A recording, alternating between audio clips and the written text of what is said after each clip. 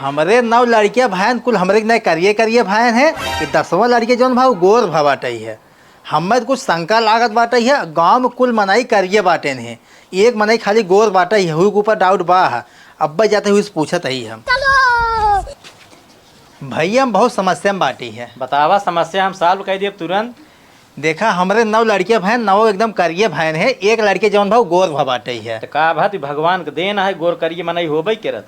भगवान के देन ना हो जानता, पूरा गांव करिए बाटा ही है और उसके बाद तोहन खाली गोर बाटा हमें कुछ शंका लागत है है। हमें समझाओ कुछ समझ भावत नहीं बाटे तोरे समझे में ना आवत बा नाही। हम तो का समझाओ तो समझे। तोहरे छेड़ बिया ना। हाँ छेड़ बाटिन तब कई बच्चा देहे वो 4 बच्चा देहे बा। कौने कौने रंग का है? ओकरे 3 ठोजर बाटे ने करिए बच्चा बाटे है। अब देख ल, एक कई बकरी बे ओकरे 2 रंग के बाटन बच्चा कि नहीं। अब हम एकदम समझ गए भाई, हमें कुछ समझावा जिन का समझे। देखा हम ये समझ गया हमारे मेहरा कैसे गोर करिए भाई ओका ना हमें डाउट बाटे। हाँ। अब हम पहले बकरी चेक कराब ओकरा कैसे खे करिए पैदा भा बाटे।